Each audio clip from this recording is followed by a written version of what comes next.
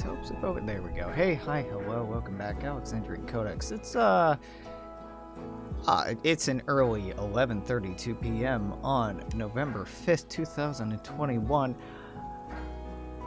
We'll be live with some sort of nonsense soon, but right now, because I did not eat at either of the bars I just went to, we're perusing Grubhub. It's not drunk. It's tipsy. It would be drunk, but oh my god, neither of the bars we stopped in at tonight were stick around type venues, and the folks I was drinking with tonight, friends I was drinking with tonight, have a 6 a.m. flight to LA, so God bless them for hanging out at all. Hope your night's doing well. Golden Olive is open for the next 10 minutes. Golden Olive, if you live in Uptown, or Lower Queen Anne, as it's more rightfully called, is a fantastic Greek takeout place. Nothing too fancy, but very good. Pelmeni, no. A Monty, maybe, but I've ordered that twice in the last 2 weeks, and I don't need that much pizza in my life. Yeah, let's go with Greek food. Golden Olive. Bam. Closed. Son of a bitch. Grubhub, you lied to me. Okay. Alright, fair. There's another Greek place that I'm not as fond of, so I'm not going to mention it, because I'm not here to poo-poo on local eateries. Yeah, I think tonight's just a less talk, just a hangout. Tonight was pretty sure. Man, Wow Battle was like underwhelming. Tonight was just a very chill hangout with a couple of friends who just got married. They're actually off to another wedding in the morning. How far away is this from me? It's on First, so it's not that far away. I'm not doxing myself. It's pretty well known where I live. Or if you're a big nerd and have followed the channel for a while, you can put 2 and 2 together.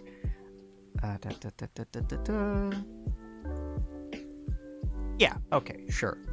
We try you. Not much I really want to go off on today, honestly.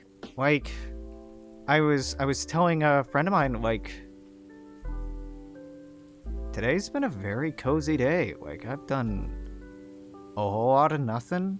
Stayed in bed most of the day, was super cozy, had some pretty crazy dreams, which were really satisfying, and I think would make a halfway decent, I don't know, narrative account if I fictionalize it and sauce it up a little bit, but haven't really had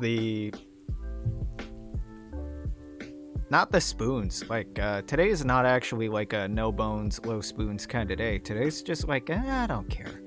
I'm okay. Very ambivalent, very floaty kind of headspace. This has been a good one. That is until we started drinking and, Cassie was like, oh, hey, the infrastructure bill passed. I'm like, hey, what? It shouldn't have.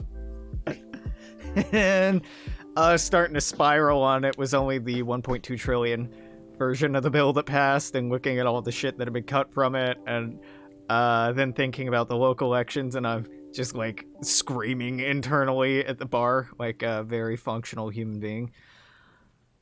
Greek fries or gyro freak Greek fries. I can read. Greek fries, sure. Now, honestly, Greek fries, they're fine. They're not big in my book, but I dated someone for, Christ, the better part of a decade who she absolutely fucking loved them. So I still kind of enjoy them on that level. It's a happy food, even if it isn't as good to me as other foods are. There's a serotonin association there, or a dopamine association, I guess. Even if it doesn't give it to me myself. And then, I miss living in Fremont. Better part of a decade. I mean, you can live together for like 4 or 5 years and it'd be better part of a decade. It was 2016 to No, 2015 to early 2019, I think. And that notification means my buddy got home safe. Fantastic.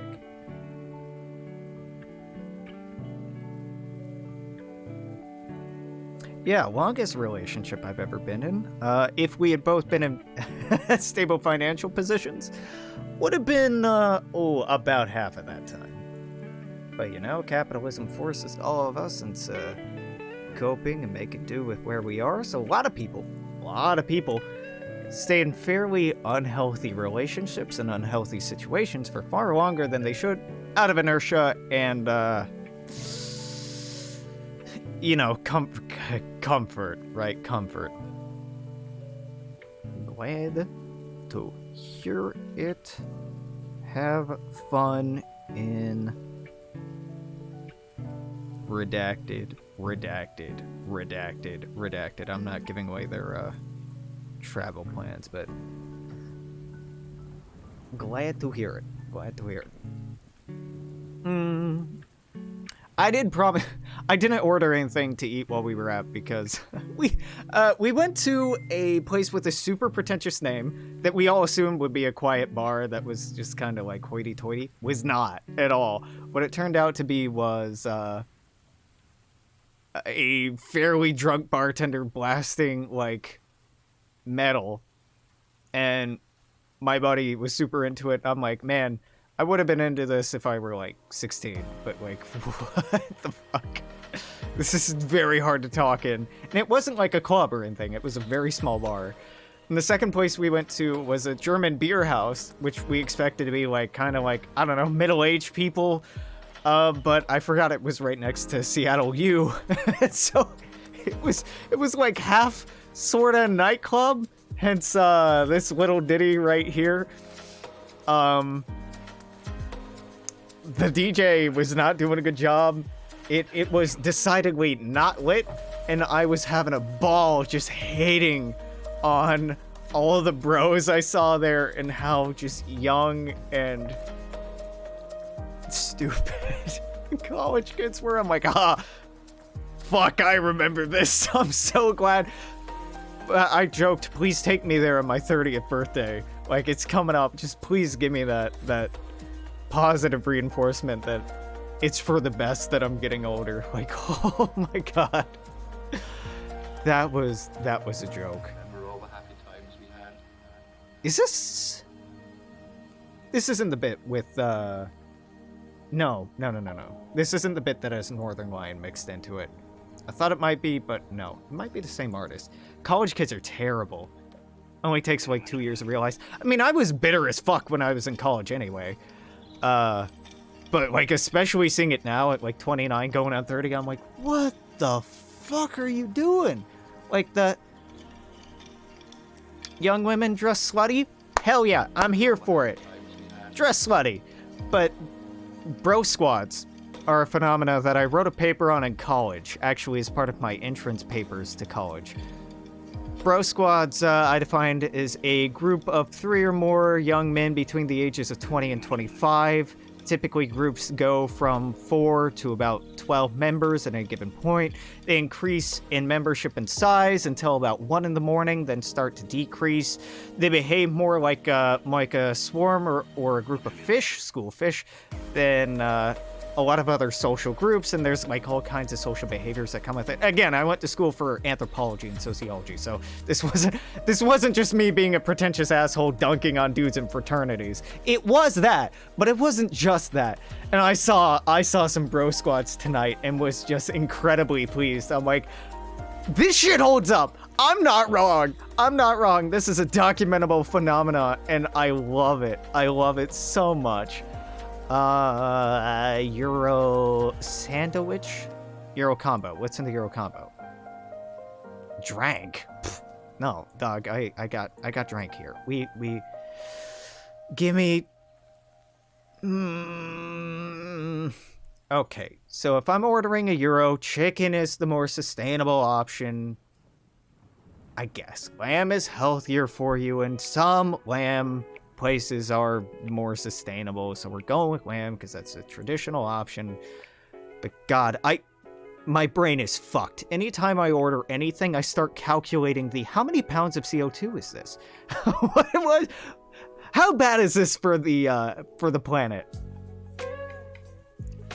I appreciate that deeply about myself, but also, wish I didn't. Mango, you have mango lassies? But you're a Mediterranean. I'm ordering it. I'm skeptical, though. I am skeptical. Tip should be higher than that. Yeah, that's about right. Bueno. Muy bueno. Thank you, Grubhub. I hate ordering from you, but I don't want to go through the effort tonight. Beautiful. Beautiful. Chicken Euro, they're not bad. They're really not bad, but who DoorDashes a soda? Yeah. I guess you'd be surprised, right? Oh, Plane 9 isn't on. If anyone's curious, and I'm sure you're not, but I'm gonna go ahead and share it anyway. The program that I use for this dumbass little visualization that you're gonna see click on here in about 6, 5, 4, 3, 2, probably about now? I'm watching the stream? Whatever. The little voice bar things. Oh, I probably have it disabled in OBS. It's from a program called Plane 9. Plane, the number 9. And this is one of the visualizations that it lets you do. Now, I fucked with it quite a bit to make it fit, but it's not bad. And I can't remember the YouTuber I stole this from. But it's a pretty good effect, especially if you want to stick up like a black screen like this and keep up some sort of visual stimulation, or if you want to put up a standby screen and move it below that and have that going on. Especially for folks who don't really have don't feel comfortable in front of a camera, let's say. It's good shit. It's good shit. I have it, I don't need to get into it. It's split into a couple of layers. I fuck with the opacity and other stuff. It's not been a bad night. Seattle, though, election's pretty bad. Election's pretty bad. Hate that. Hate what the elections are, the election results are looking like here. Port of Seattle, not so bad. Not so bad. At least I should check. But it looks like Port of Seattle election results 2021. They don't look that bad. These have been updated when? No. Been learning how to balance on rails. It's more fun to think about than election results. Yeah, I've been trying pretty hard this week to not think about the results. Because, day one was pretty bad. Turnout's around 22 or 23%, which is abysmal. And the results are kind of soul-crushing. But, to be fair, Nikita Oliver particularly made a post yesterday, day before, about how this isn't surprising, it's not even remarkable, and what this is a call to recognize just how far we've come in getting so much of the share of the vote for abolitionist candidates, which, 40-something% is incredibly remarkable, historically speaking, and that, if anything, this is just a call to continue organizing, continue working, and, the struggle goes on, it doesn't stop, right? But it's totally appreciable for people to be down bad over this, right? Fuck, I am. I definitely am. I had to stop following the Seattle subreddits this week because it was just a big circle jerk of like, haha, we showed those libs. And I'm like, this is all just a bunch of tech bros who can't get laid, don't have a social life, and are really indignant about it, huh? So what do we got? Joe Nguyen's not recovering from that. When was this updated? Today at 6 p.m. Ann Davison's probably winning. NTK's behind by 3,000 votes. That's not great. She's probably not making that up in one day. Nikita's behind by 22,000 votes. She's not making that back. They are not making that back because there's only like 15,000 left to drop. County district number 1 is decided. I thought with, let's go to statewide. I thought that SeaTac, a couple of things, or not SeaTac, sorry, Port of Seattle, a couple of things bounced back for the progressives there. Just pretty good. Let's be honest here. The fact that we in Seattle have had Kashma Sawant elected for so long, so consistently, that she has been such a titular figure and a central figure in our local politics and local organizing, that's an anomaly. That's an anomaly that we should be really grateful for and continue working towards solidifying. There are very, very, very few major cities in the United States that have had a self-acclaimed socialist supported and run by an organization describing itself as socialist for the kind of time that she has been in office. The kind of legislature and ordinances and laws that she's helped push into action have been transformative. There's so many people in our community, me personally, but more broadly, a lot more people at more risk or in more vulnerable positions than I am. And the kind of labor galvanization we've seen, particularly over the last few months, but the last couple of years, has been astounding. The number of people moving towards socialist organizations, even like the DSA, Socialist Alternative, et cetera, et cetera, et cetera. It's deeply encouraging. It really is. The numbers are looking good. Yeah, okay, we didn't win the fixed, deeply entrenched bullshit political apparatus that's in place to mollify us and make us feel like we actually have a stake in the race. Big surprise, right? Honestly, big surprise. Same reason Sanders has gotten undercut, same reason that every vaguely progressive candidate gets the knees cut out from under them every time they try to run against the centrists. It's not a big surprise. But if you look at the statistics, if you look at the numbers, if you look at the number of people driven more into leftist rhetoric, people who are more receptive to leftist ideas, progressive ideas, there's a cultural shift ongoing. Will that be represented in electoral politics? Maybe not. Maybe not. Because the system is, as I love to go on about, designed by and for entrenched plutocratic, kleptocratic elites. Yeah, I'm also anxious about getting my hopes up. I totally am too. Socialism's definitely getting bigger, but are we on a real trajectory? Is it our time, or are we going to cap out at 20% of the country? Yeah, these are good questions, and there's no answers, right? I mean, that's the anxiety building thing. There are no answers. I can't tell you yes. If I told you yes, don't listen to me, my fucking stream. If you're watching a stream or a podcast or any fucking thing else, and they are telling you, yeah, we're gonna win, yeah, everything's going great, don't trust them, because they're lying to you. There's no way to know that. The greatest vote share in a national election was it was in the 1930s or 1940s, United States farmer labor presidential election. So I come to Twitch where prophetic visions actually pay up. Well, tough shit, bud, ain't getting them here. I continually and emphatically spout the no gods, no masters, no fucking podcasters line, myself especially included. The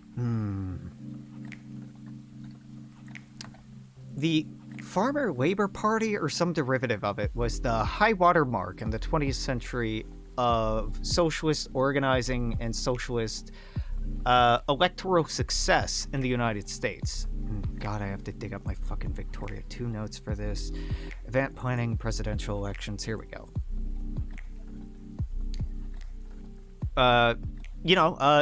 Eugene Debs' birthday was today. A lot of people have been posting about that. If you haven't read much Debs, he's a hell of a guy. Hell of a feel-good person to read about. Let's see. Was it Robert Marion La Follette Sr.? Yeah. This is my dude. Robert Marion La Follette Sr. in 1924, I think, was the right election. Get out of here, Encyclopedia Britannica. If I want a BBC shoved down my throat, I'd just read the BBC. Yeah, 1924 presidential campaign. of Robert M. Lafayette, or Lafayette, L-A space F-O-L-L-E-T-T-E. Oh God, where's the percentage? Just show me the 1924 United States presidential election. Don't show me his Wikipedia article. Show me the results. Won about 17% of the popular vote. Doesn't seem high, right? But it's a high watermark for any Socialist Party presidential candidate of all time. Ran as a third party, didn't run as Republican, which would have been the Progressive Party at the time, didn't run as Democrat. Secured 13 electoral college votes, a total of 4,831,706, approximately, votes. He was strongholded in the Midwest, in these agrarian states that so often are being increasingly written off as being new conservative states, but shouldn't be. Lafayette then fell off. The party fell off after that because the party supported Roosevelt after the fact. But it's evidence, damn near 100 years from now. What party was that? That was the Socialist Space Farmer-Labor Party. It was a unity party between the Socialist Party of America and the Farmer-Labor Party of America. I'll go ahead and, because I don't have to follow my own rules, I'll post the Wikipedia link in chat. I love talking about this dude. Eugene Debs. Yep, that's about it. Eugene Debs gets a lot of play for being this major candidate in the socialist movement in the 20th century. And I'm not hating on my man Debs. I love Debs. I have a Debs poster. I donate to the fucking Debs Museum. I love him. But Lafayette was actually the closest we've ever had to having a socialist president. And again, it's damn near 20% of the vote, which is insane, unfathomable after the Red Scare, right? Lafayette marks the potential of labor organizing and leftist and socialist organizing in the United States. He didn't run by a single party, right? It was a solidarity vote. It wasn't a single organization. It was a lot of groups coming together behind a single candidate. And that kind of solidarity is what we need in the United States if we are to engage with electoral politics to any degree of success. He followed in the footsteps of Debs and other organizers and socialists like him in the aftermath of the First World War, where there were a lot of people, especially veterans, coming in the aftermath of the First World War and recognizing the ways that they had been categorically fucked over. Just like so many veterans are recognizing now, just so many people after the multiple crises, financial crises we've had in the 21st century are recognizing now, both in their lived reality and the realities they're seeing reflected in their loved ones around them. And what's so important about this motherfucker is, again, the power base was based out of Michigan, Wisconsin, Illinois, Indiana, Pennsylvania. The Rust Belt, as it is now, makes sense as far as circumventing the put your mind behind a third party is a waste. Yeah, I mean, third party votes are a gamble. But this is a good show of force. And what this did was, in the next election, in 1928, when it was Herbert Hoover versus Al Smith, both of them played to that progressive and socialist vote. A little bit. And then you see the election after that, when popular support started falling and the onset of the Great Depression was in full bloom. Franklin D. Roosevelt kissed the fucking feet of the progressive and socialist movements in the United States. His New Deal was whole cloth a watered-down version of socialist politics and the socialist platform that had been run on in 1924. It's not a super hopeful vision, right? That, hey, maybe if things get bad enough, a progressive candidate, Barack Obama, will run on some politics, Medicare for all, that reminisce socialist policies, right? But it's a blueprint for how it's worked in the past, how engaging with these apparatuses can bear some fruit. And, at the same time, I think it's fairly a condemnation that, yeah, honestly, you won't achieve revolution through incremental politics. But, yeah, Lafayette is a fantastic person to read on, and Debs is a fantastic person to read on if you want to get a little bit of hopium, if you want to start generating just a small amount of hopium. Generally, obviously it's better to organize within your own communities, interact with people in the flesh world, not online, because Twitter's full of doomer shit. But, things are bad, but we're seeing a lot of echoes and a lot of repeats of the early 20th century. And sometimes very apocalyptic, exhausting ways, but also in a way that makes it a decent platform, or at least a best platform that we have to draw from, to draw inspiration from, to draw experience from. Now, I want to make sure I get his name right. Oh my god. I absolutely can't remember his name. Let me Google it real quick. I almost called him a fucking Stargate character, which isn't right. Come on, democracy, work. What's your last name? What's your last name? What's your last name? One of the... Richard Wolff, thank you. Professor Wolff had a very bad interview lately, but we'll not get into that. Professor Wolff, Richard Wolff, if you're unfamiliar. Take a look if you're unfamiliar. He's fine. He's fine. Got some good takes, got some intellectual disconnect from the general population, to put it politely, but he's got some good takes. He talks a lot about this intellectual gap in the 20th century, especially the late part of the 20th century of have a good night. Have a good night. It's 3 a.m. Go to bed. Absolutely go to bed. Richard Wolff has this great thing where he talks about his own academic career, his own, relationship with socialism and leftism. And he talks about this attitude in the 20th century where, and older folks, if you get a good conversation with someone who's a baby boomer, who's still leftist or still progressive or still has some sort of hope for humanity, you can talk with them about this. And I've heard it from a lot of folks, this feeling that we've lost, or they lost their elders, right? That all of these leftists, these intellectual thinkers, these progressives of the early 20th century, of the 30s, of the 40s, of the 50s, 60s, were largely driven out from American politics, from American academia, from any positions of authority, of power, and influence. And obviously quite intentionally. And the effect of this has been this overwhelming attitude that's trickled down to the modern day of the hopelessness of it. That there's no way to do it, that it's done, that it's over, that it's a lost cause.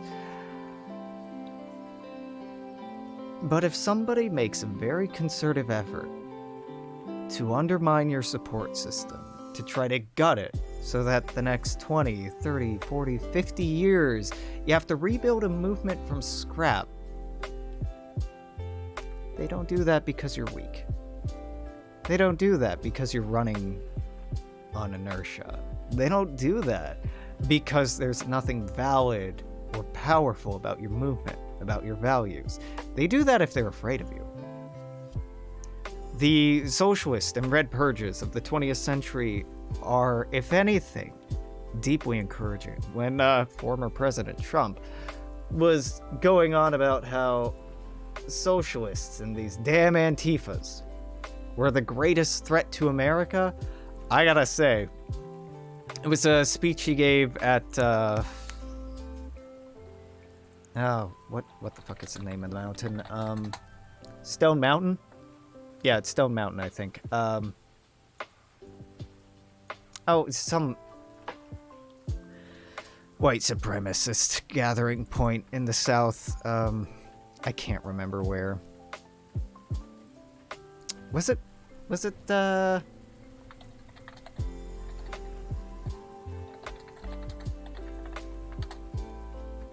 it wasn't Rushmore, was it? Whatever. Doesn't fucking matter. Dude's out of office now.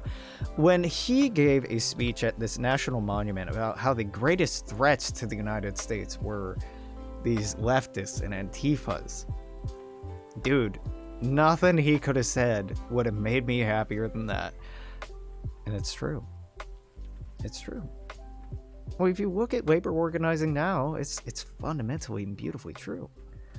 That there is such an upswing, an uprising, in a way we haven't seen in a generation in the United States for labor movement, the power of organized labor, the power of workers operating and engaging in solidarity with one another. You know, people joked about Striketober or Strike-a-ween or whatever last month, and then some bad puns are coming out about November, Strikes-giving.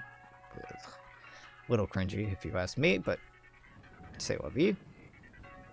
They're right. They're right. The nascent, increasingly growing labor movement is something to keep an eye on. It is something to worry about. It is something to be concerned about, because these things don't change overnight. You can't encourage people who for 20, 30, 40, fucking 50 years of their adult lives have been told, socialism doesn't work, leftism doesn't work, you should give up on it. You can't change their minds in a year or 2 years, but with enough time, with enough precedence of saying, hey, we can do this, we can do this, we can do this. We can win back the broken, sad souls of this lost generation. If we're to succeed, we absolutely, fundamentally must. This cannot be a movement of the young. This cannot be a movement of the social outcast, of the queer, of the estranged, of the minority. It has to be a movement that wins back and encourages and galvanizes these lost aspects and parts of the proletariat in this country. And yeah, it's super uncomfortable to engage with that. Abso-fucking-lutely. Like, so many old people have so much goddamn baggage to tease apart, to work through. But it is nigh unassailable. It is not unassailable. If you have actual conversations with people, if you engage in mutual aid, oh, you might be surprised at what a few heartfelt conversations might change in the heart of, in the heart of a boomer. You know. Alright, food's here. I'll be back.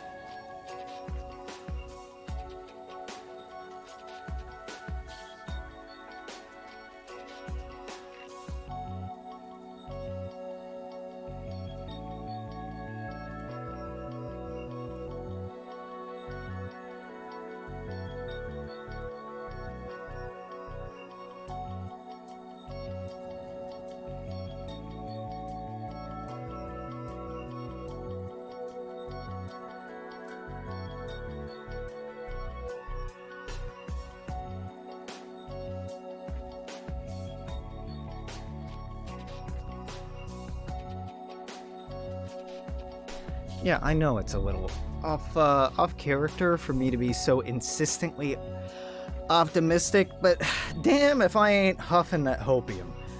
Damn if I ain't on that, because you gotta be. You gotta be. Propaganda, news, morale, etc., etc., it is insanely important to the longevity of a movement, of any movement, of an ideology, of any ideology, of a spirit, of any spirit. And man, especially around elections, we get a lot of language encouraging this attitude that, like, we've got to do it now. Things are dire. If we don't do it now, we're fucked. If you don't vote, we are screwed, right?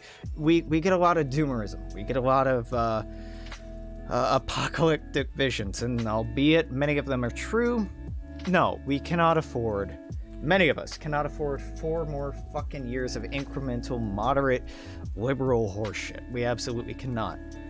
So many people's lives are going to be put in danger by the new administration that we're going to be looking at here in Seattle. Oh my god, yeah, it's not good. But this year over last year, this year over the year before last year, look at the amount of people who are galvanized and interested and actually acting within local organizations, or at least talking about things that they weren't talking about before. And I know that people having conversations and talking about and being seen doesn't do a fucking thing. I know that it's in material results, it's in production, it's in consumption, it's in people's lived circumstances that we actually see real results.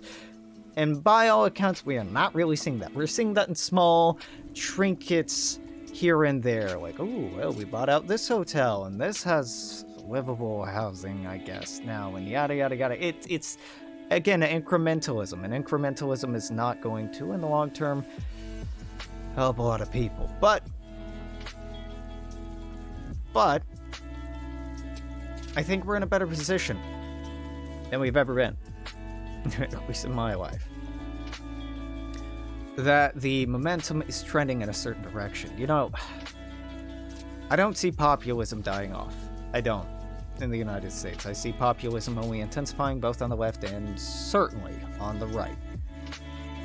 Particularly with how the Democrats are trying to play things right now. It's, not really working, dog. Oh, that's crazy. Really is crazy. This is a weird time to be alive. And an exhausting one.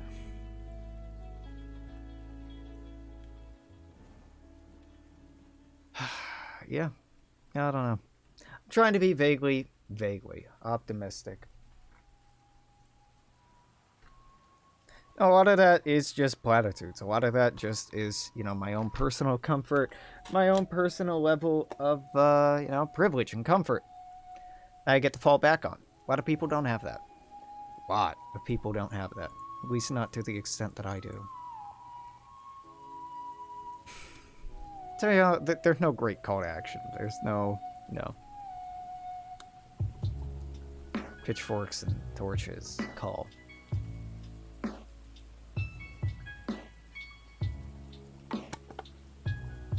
One of the greater strengths, I think, of leftism, of collectivism, particularly, or communalism, or even communism, if you want to use that. One of the greatest strengths is if an elected official fails, if a figurehead is assassinated or removed, not really cutting the head off the snake, dog. Leftism is not an ideology predicated on cults of personality, though the United States and the CIA have tried very hard to classify them and characterize them as such. Absolutely not. It's more by and for the people than anything the United States has ever done. Has yet to do, maybe, if we're trying to spin on just that little bit of optimism.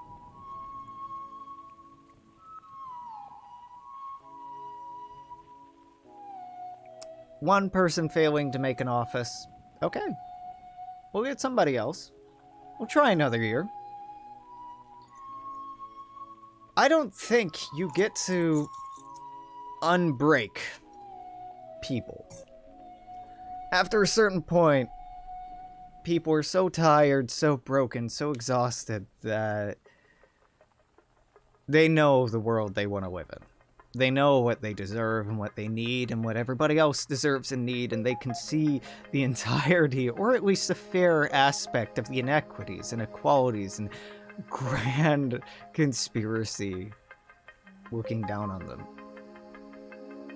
It's very difficult for someone who has reached that point of radicalization to be de-radicalized. That's why the state, ours and others, so often uses force and violence to effect that de-radicalization through the removal of radicalized parties, individuals, which is to say killing people. Ideas are very hard to kill. And the center can't hold. No, the center can't hold. looking at the Republican and Democrat parties and how they're holding up to this rise in radicalization, both on the left and on the right, rise in desperation, people of the working class, rise in desperation, people of the capitalist class, and maintaining the steel grip or digging in their claws even deeper, feeling their grip slipping on capital and the political control. I don't see any modernization taking the wheel anytime soon, particularly not with the economic and material circumstances on the plate today.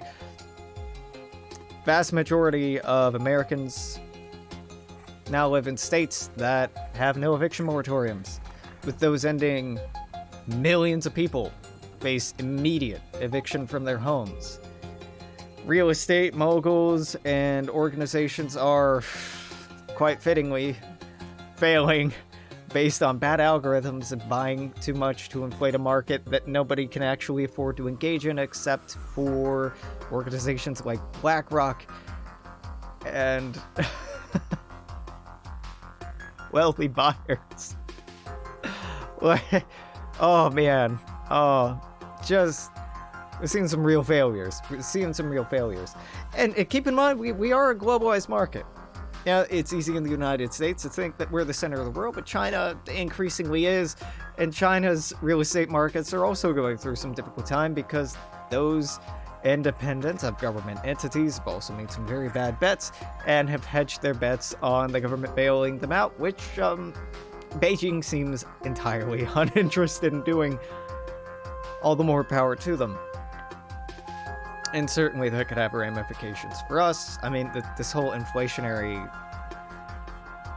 trend is being blamed or characterized as being a governmental issue when it's not a governmental issue, it's a corporate issue.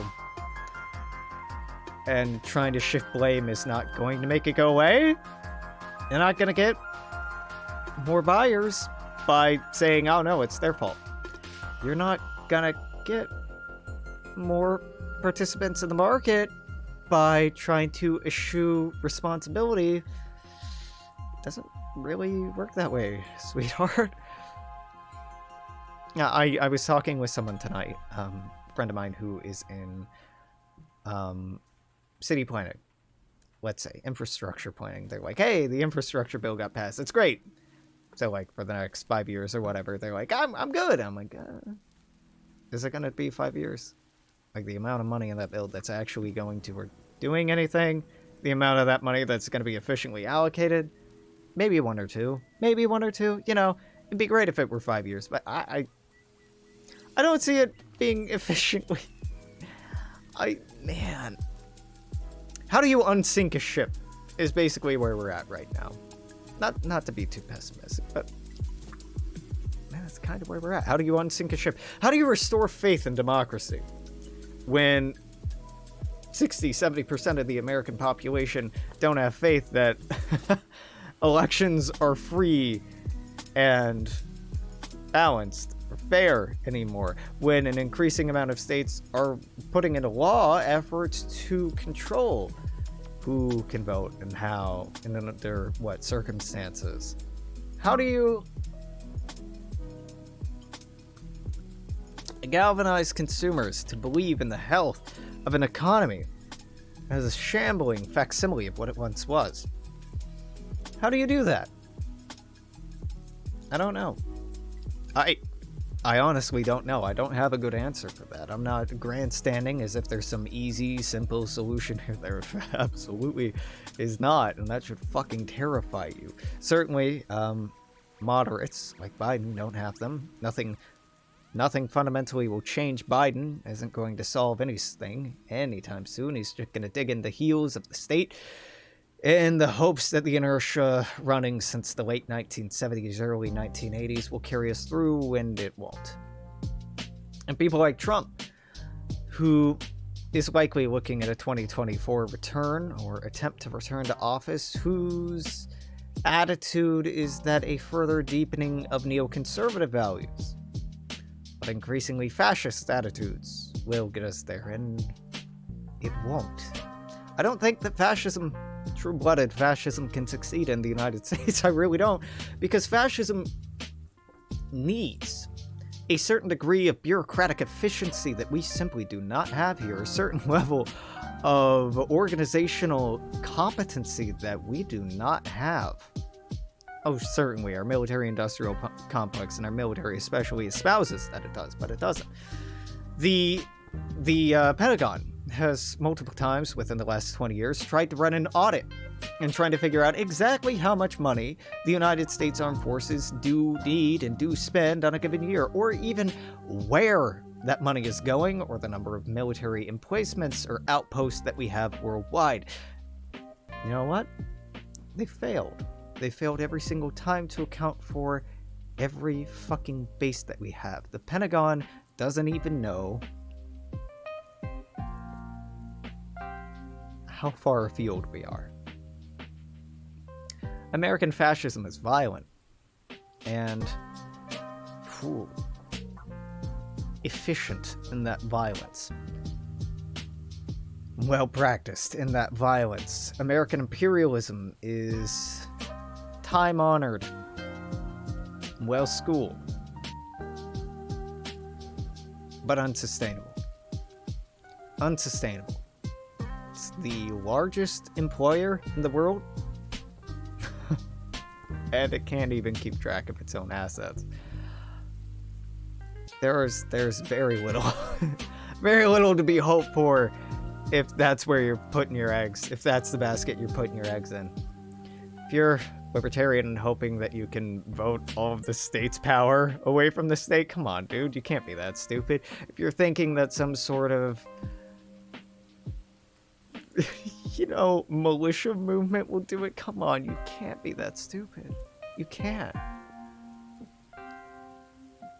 Organized labor is the only way that you're going to be able to subvert this system, because labor has actively been the only challenger to the system.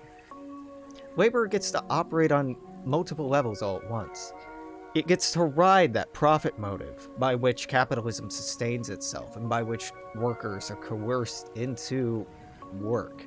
It gets to ride that as a motivating factor to keep the workers invested in the union, because it's only through this solidarity that they enjoy the protections, the rights, the privileges that they do enjoy. And it's only through that solidarity that those privileges and rights and freedoms will ever be reinforced or extended. So it feeds into capitalism a little that way. It's ingenious. It's insidious in the most beautiful way. It gets to operate both as organization as far as voting goes, because these connections you have, these bureaucracies, organizations, I'm trying not to overuse organization, but I'm just going to say it 5 or 6 fucking more times in the next sentence, that you have can also operate electorally. They can make demonstrations for local events, state events, federal events. You can shut down your local harbor, transportation hub, your local distribution center if you want to protest in solidarity with another protest. If you want to protest something that the governor is doing, that your senator is doing, that your representatives are doing, that your president is doing. You have a real way to make an actual impact, not just an emotional call, right? I feel like we might see a divergence in the labor movements here in the United States towards either end of the political spectrum, right? I mean, we already see this. The AFL-CIO stands continuing in solidarity with police unions, which is incredibly antithetical to leftist and labor organization, history, and good practice, right? Some unions, depending on what part of the country they're in, are beautifully, blazingly leftist. Others are conservative. Others are even libertarian. Some even reactionary. And I still believe that fundamentally these are the most effective means of political organizing that we have. I don't think in any good faith argument one could argue that militant action, organizing militias, etc., are a real check or counter to state violence. Local community security, absolutely. What the Black Panthers had going on, abso-fucking-lutely. That's effective to an extent. To an extent.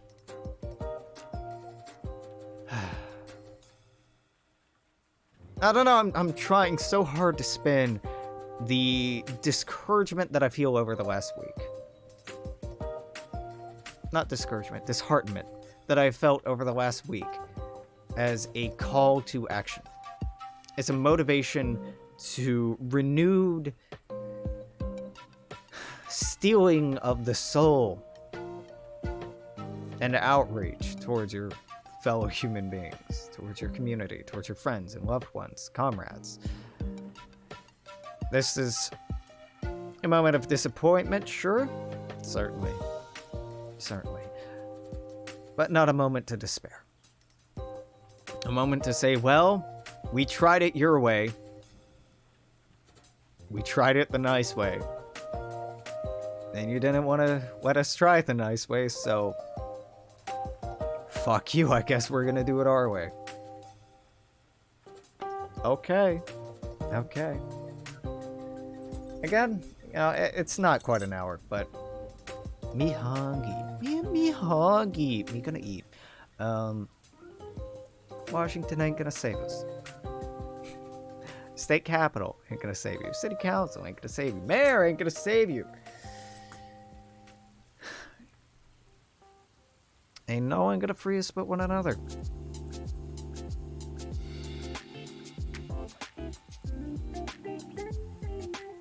It's not such a hopeless statement. It really isn't. Because if you start helping people around you, I guarantee you'll see that love, that effort, and that material contribution multiplied. I guarantee it. I guarantee it. We can save ourselves. We can save one another. And frankly, well, we have to.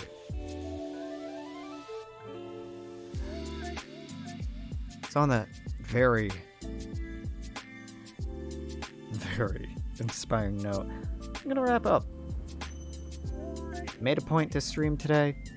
Was it Stardew Valley? No. We'll probably get that in tomorrow, assuming I have the capacity for it. But I'm gonna dig into this amazing smelling Greek food. I'm gonna hope you all have a magnificent night.